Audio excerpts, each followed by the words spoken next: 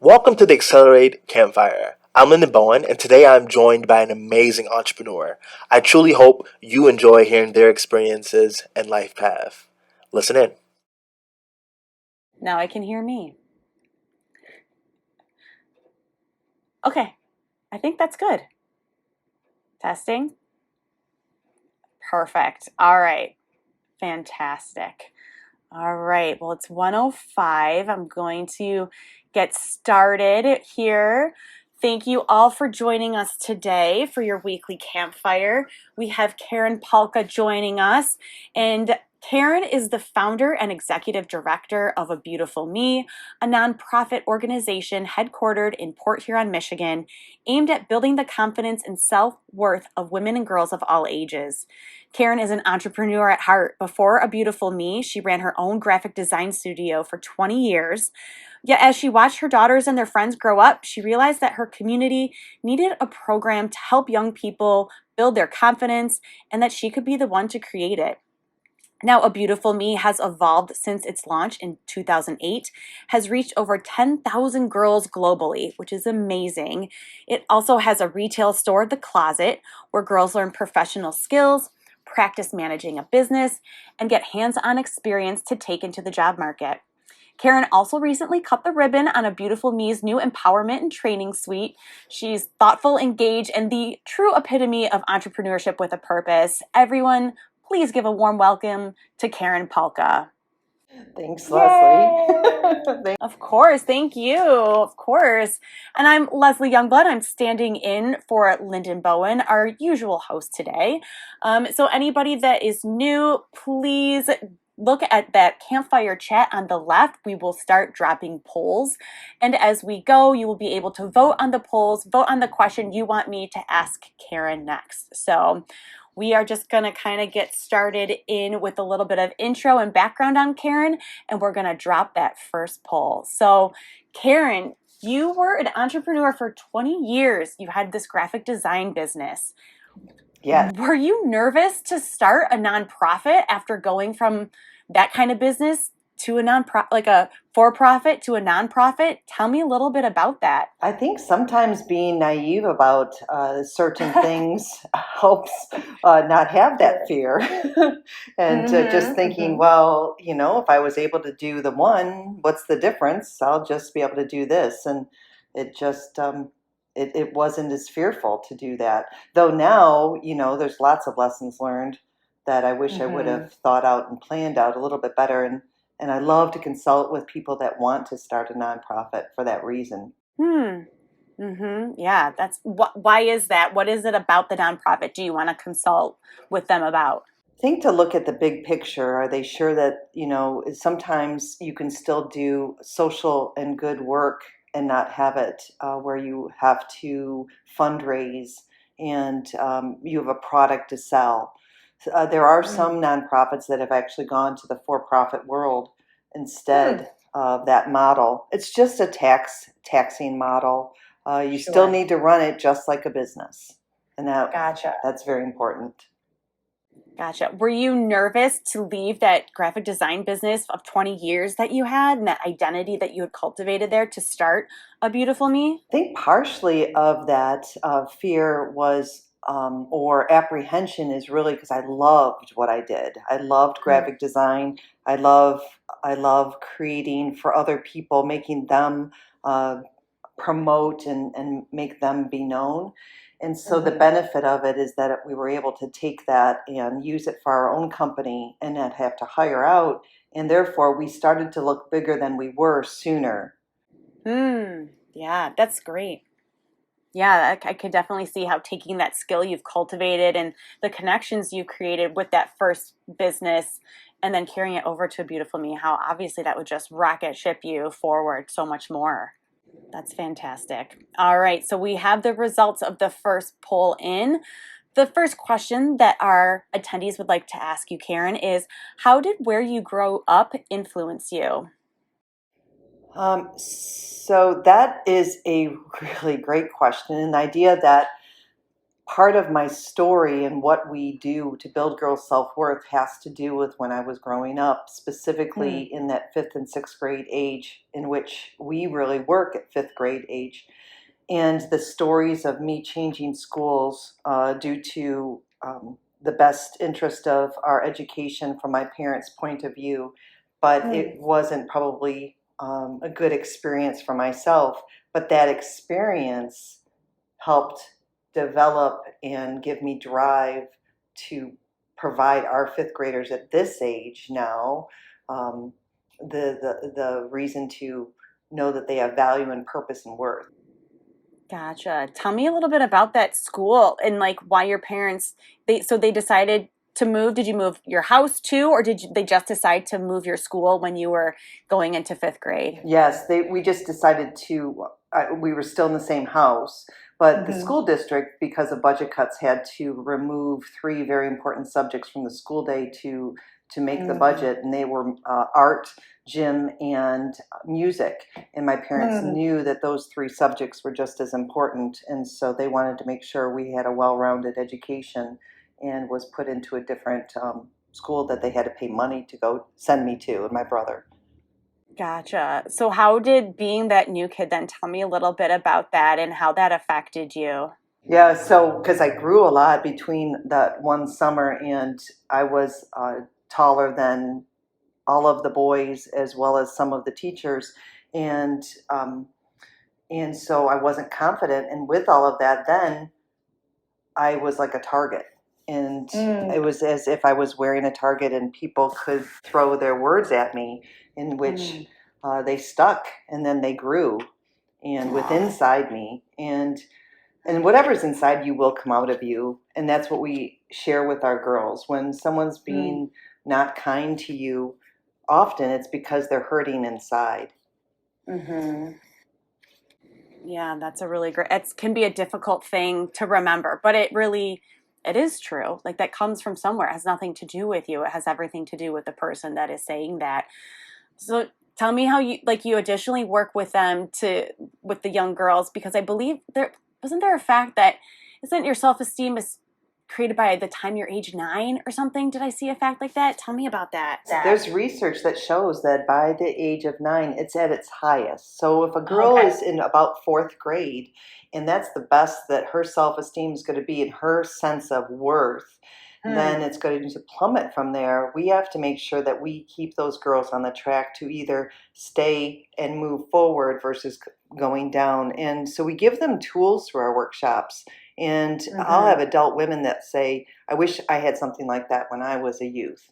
And those tools we know we have some 21-year-olds that were in our program in 6th grade, and they tell me how they use those tools now in their jobs or in their school.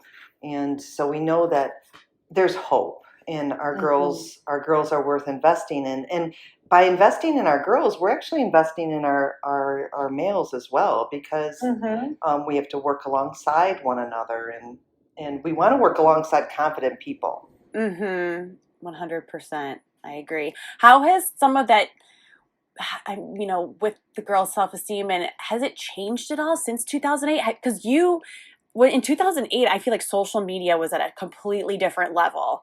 And so working with young girls sort of at this really almost detrimental change in a way to how social media affects self-esteem. Have you seen that change firsthand? I can only imagine. Yes, that it does have an effect on that, though at the same token, it's just shifted from one way of loss of worth to another. But the challenge, the largest challenge for all of us, is that if we have a problem at work or at school, we would go home and that would be gone. Like we wouldn't have to deal with it. But now we go home and there is no safe place. So because of the technology, that is a tool. That's one of the reasons why we started positive text messaging that we provide to anyone that wants to sign up randomly 2 times a month. So instead of like seeing what's on the news or that you have an appointment, coming in. We send out positive messages through a service. That's wonderful. I love that. So I know this is something obviously you're really passionate about. You saw it with your own daughters and their friends. You'd been, building this successful graphic design business. When did you know it was time to go 100% in on A Beautiful Me? Oh, that was a really difficult time in about 2010, about 2 years in. So I was trying to build a new company, this is what entrepreneurs do. You can't just like Sure. quit. When I was listening to some of the other campfires, and that we have to make that decision. And I felt like I was going to break. And sometimes when we have to understand within ourselves, when we have a breaking point, that something has to give. And it's because we're not healthy for ourselves or our families. And I just realized that even though I loved graphic design, the need to do the social good was more important. So it was right around 2010, right around when the time when we were looking to trademark our name as well. So it took a couple years. Gotcha. And so were you 50-50 with the graphic design business and A Beautiful Me in those 2 years? Yeah, if we only want to count 100, but that would mean 8 hours. So it was, working after hours on one. Henry Ford did the same thing. He had a day job and then he had his evening entrepreneur program. So that's kind of what we have to do. We can't just, but then at some point you just have to remove one. And I just disengaged our website and slowly just everything. I didn't sell it. I could have, but it seemed like so much work. So I just decided to just let it go. And I have no regrets on that. I sometimes wonder if there's other ventures, because as an entrepreneur, you are always seeing areas that you're like, why aren't we improving this? Why isn't there a glare reducer on the glass of our car, on the front windshield of our car? Why, like you're always seeing gaps. Yeah, and that's one thing I love so much about you and admire so much about you too, Karen, is that you're such an ideas person. And every time we meet, I feel like we could go on so many different tangents and talk about problems and how we could like solve it. So how do you get focused like on the one thing to do and like the ideas that you have? Like you said that you guys executed the text messaging, right? So now twice a month you do the text messages, and I'm sure there's even with the closet, I would love to even hear more about how the closet came about, which is such a really cool arm of A Beautiful Me that I was even fortunate enough to visit last month. So how do you kind of pick the thing to focus on when you have shiny penny syndrome, as I know many of us do? We do, and it's exciting at the same token. But the whole idea, I have a business coach, and she does help keep me on task. And by having her keep me on task, I help keep our staff on task. So I am accountable to other people than just myself. The closet by A Beautiful Me came off of a phone call, and so sometimes you just have to see like which one starts to grow. You just have to observe it. You do have to evaluate, where am I going to put my time. So the closet, I got a phone call once. I was driving on M59, and for those of you that are aware of where that is, and the phone call said, hey, we know you work with girls. This woman wants to donate some dresses. Do you want them? And I'm like, I don't want dresses. What do I want dresses for? And so I was like, fine, I'll take the dresses. And those 4 or 5 dresses multiplied by thousands. And so we received new and gently used dresses. We just picked up 70 more dresses from a bridal store, and they're beautiful. So but I didn't want to be a dress store. So what I saw was a gap of education for our youth, and as well as females and males. But again, our lane, staying in our lane, in our mission, that's the other piece to it, I guess, to answer your question. I could have an idea to build a different kind of a car, but if that car does not align with our mission, is it going to build self-esteem? Is it going to build confidence? So then maybe that's also an eliminator. Our mission statements, they call it mission creep. if we don't allow ourselves to really stay true to what is our focus. And so that's important for us all. But so these dresses are accumulated in 5, 6, 7 different locations in throughout Metro Detroit, and just in bags and bags. And I thought, okay, what are we going to do? So we created a business program. So the store from the outside looks like a dress store, but it really is a program underneath a beautiful me, so that we can train girls in business, philanthropy, and entrepreneurism. We want to teach a girl how to start a business, not when they're in college or out of college, but when they're in high school, when they're 8th and 9th grade, when they have ideas, you know. Sure. Great ideas. Right? They do, and they have to propose these ideas. They have to pitch them, and they pitch them to us in a safe place so that we can prepare them for the future. Because pitching is not just in a business, it's in a household. Let's say you want to go on vacation with your spouse, and you're like, I really want to go to the Grand Canyon, but that person wants to go to New York City, and you have to pitch the idea of, well, it's negotiations. It's all of those are life skills. It's life, right? As well as a business. And I love that you do that in a safe spot, right? Because that's and we have this pitch competition going on right now, and we have 8 amazing finalists. And I think that it's terrifying. It can be right? You're I'm pitching, and you feel like so much depends on it. And yet, I think the scariest thing is the fear of failure, or the fear of somebody saying that's a stupid idea, which you're always going to run into as an entrepreneur, right?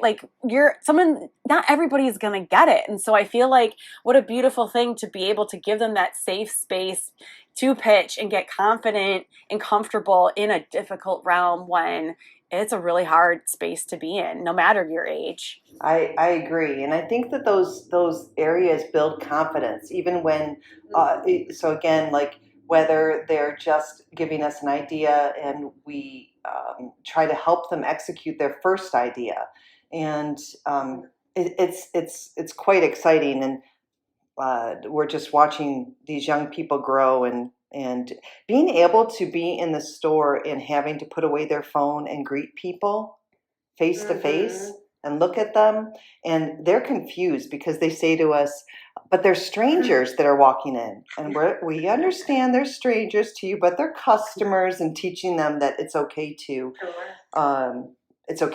be nervous about even speaking to people, but we have to do these kind of things to move forward, no matter what job you have. So true. I love it. Yeah, and Ziz even just dropped in the chat. The 13-year-old CEO of Zolly Pops made $6 million last year, and that was a business that started in Michigan by a young teenage girl. So exactly, she was at TED Detroit, and I saw her. And yes, I feel like these. What one of the words that I do like is curiosity, because when a young person. My brother wanted to put wheels in shoes back in the 70s. And if he would have known how to do something like that, he could have been the entrepreneur of Heelys. So sure. All of us, if we acknowledge that our young people have these great ideas, and they don't have to turn 18 to all of a sudden, okay, now you can tell us your idea. Right. So true. Oh my goodness. I love that. All right, so I got to go back to the poll question from the audience, Karen. They want to know, if you got one do-over, what would it be? So a do-over would be to have taken business classes. Okay, anyone in particular? Accounting or management or? Yeah, I think all of the above. My daughter has a business degree, and she's helped me a bit. But I think that part of it is that QuickBooks, when you're a right-brained person, you're creative, you're visual, when you look at numbers, it hurts. It just hurts. I mean, I sat with our accountant at the very beginning, and I cried. I'm being very vulnerable on that. But now I can open up QuickBooks, and I can work with my treasurer. But maybe if I would have had those classes earlier on, I wouldn't have had to take so long to get to this point.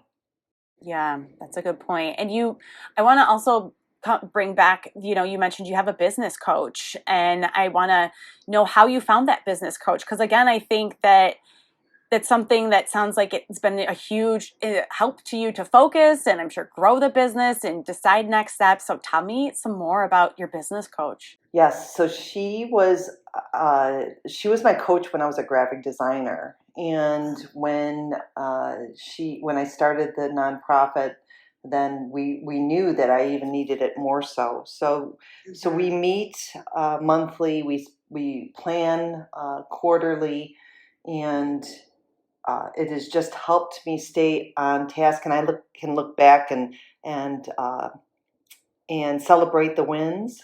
That's another thing. Sometimes us as entrepreneurs, we're on to the next thing. We didn't even pause and celebrate the win. And she's really helped along a lot of those things. So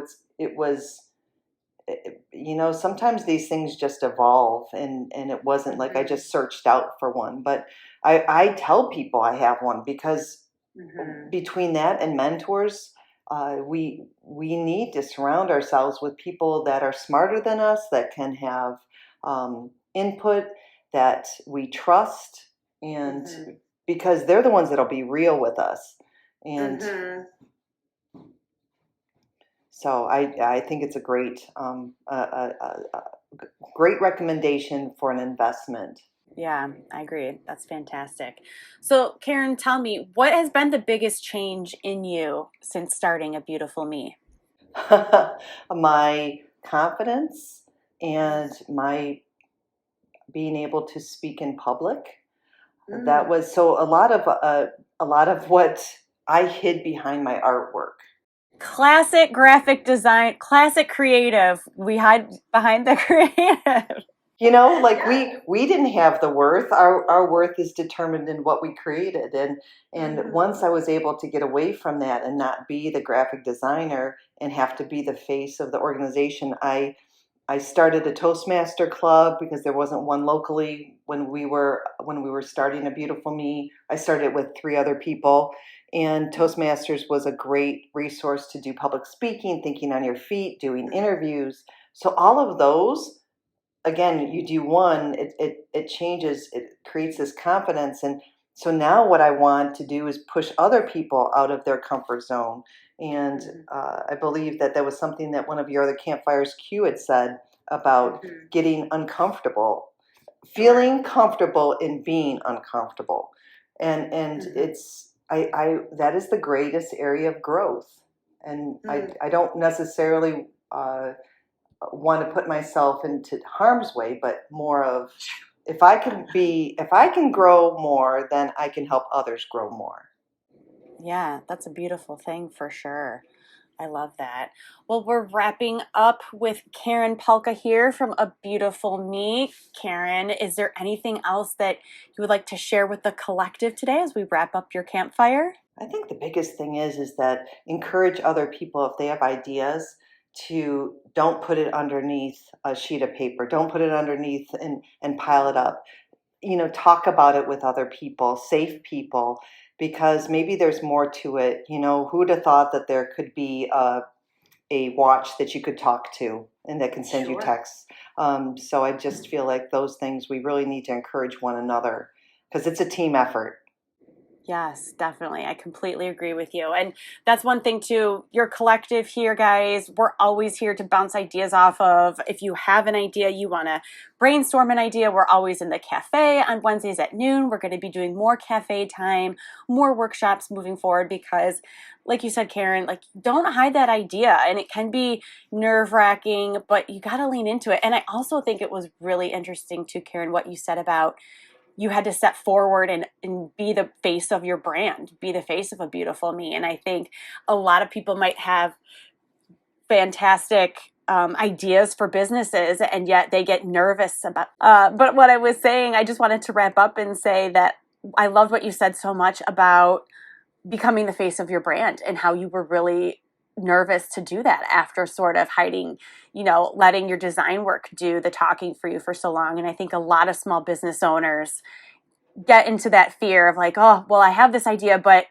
can I be the face of a brand? And you are just proof positive. You can do that and be amazingly successful at it. It's very true. So I love that so much. And I feel like that's a fantastic idea to leave with. Everyone, your ideas are amazing. You are amazing. Karen, you are amazing. Thank you so very much for joining us today. We appreciate it. And we hope you all come back next week for another weekly campfire. Thank you so much, Karen. Thanks, Leslie. Yep, bye. If you'd like to join the Accelerate Collective and attend future campfires, visit accelerateamerica.com/join and check out our future guest at accelerateamerica.com/campfire. Take care.